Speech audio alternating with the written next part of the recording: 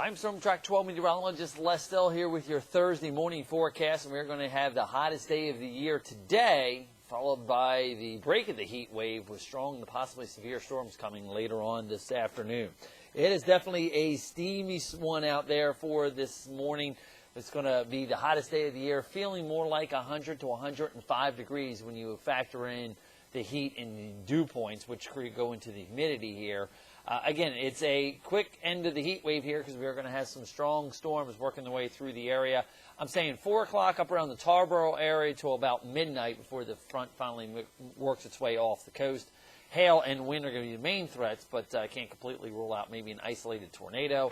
And then more seasonable temperatures as we head on in through this weekend. Less humid and cooler as well. In fact, tomorrow's going to be downright chilly compared to what we're going to be having for the day today. All right, here's the threats that we need to alert you to as far as the storms are concerned. Again, the main threat is going to be from damaging wind gusts in excess of 60 to 70 miles an hour.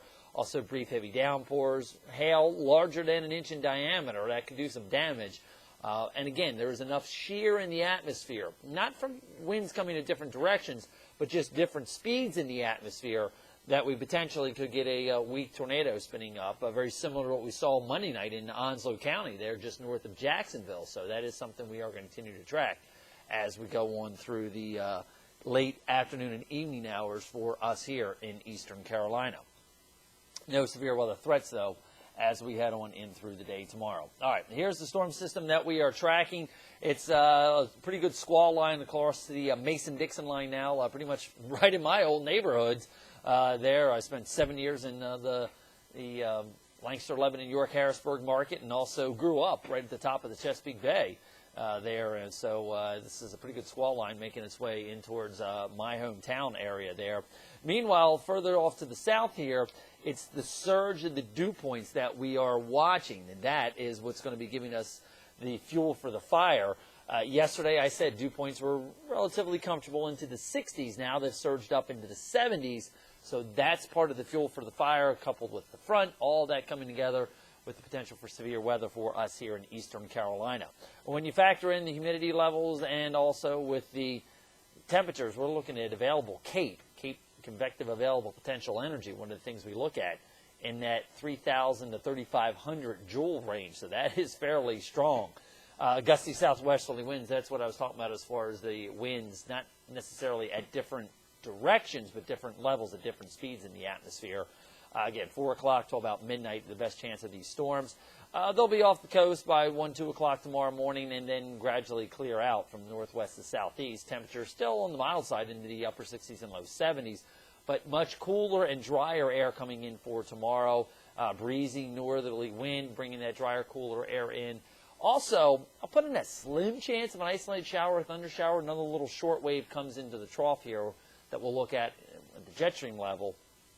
That potentially could touch off an isolated shower for tomorrow.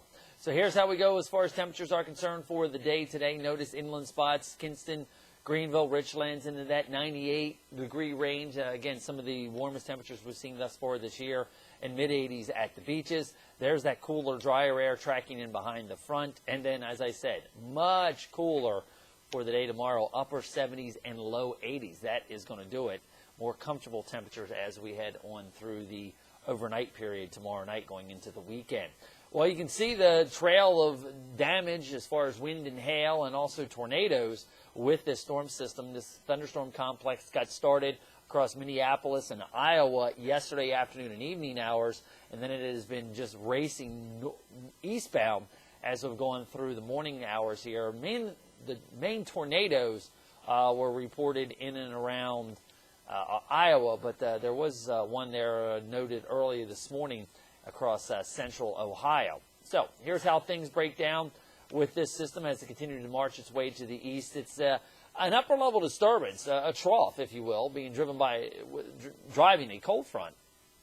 But the problem is, though, the upper-level ridge that is sitting back here has blasted that heat in here. You can see all the warmth waiting east of the mountains as this cold trough does make its way into the area here as it digs in.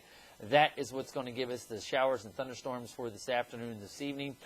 Pretty decent diffluent flow over eastern Carolina, so basically we're pulling the air up from the low levels and evacuating it through the upper levels.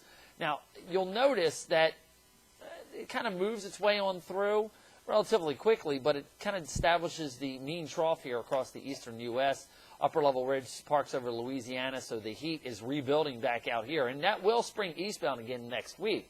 But as I mentioned, one last little short wave kind of digging down over the Delmarva,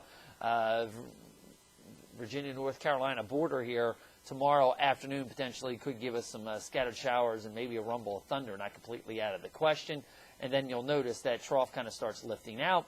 At least we flatten the flow here, allowing some of that heat to surge its way back eastbound here before the next short wave drops in. This is what's going to be tracking our way as we go into Tuesday with more showers and thunderstorms in here for that. So here's how things break down as far as future track is concerned for the day today. Some high wind level clouds are around this morning, but lots of sunshine with us this afternoon. Now, we'll stop it here around 5 o'clock. Showers and thunderstorms still north and west of Rocky Mount. Even around sunset, we're going to be seeing those showers and storms north and west of Rocky Mount. It's as we go into the early morning hours, late night, early morning hours, 9, 10, 11 o'clock. That's when this front is going to be working its way across the area here. By tomorrow morning, it's out of here. We're clearing out. But notice how the clouds refill back in across the area tomorrow afternoon. This is that pocket of cold air, that last little short wave rotating around the trough. Again, it potentially could give us an isolated shower or thunder shower. But after that, high pressure slides in, and that's going to cool us off. All right, let's track the rainfall around the area for the day today with these showers and thunderstorms that will get going. Again, not a whole lot up until the evening hours here, and then you can see a quick quarter to 3/4 and almost an inch of rainfall developing as that front does press its way on through the area here. We'll be looking at temperatures tomorrow, the coolest we've seen in quite a while, and then returning back to more seasonal levels with low humidity, plenty of sunshine as we head on in through the Father's Day weekend.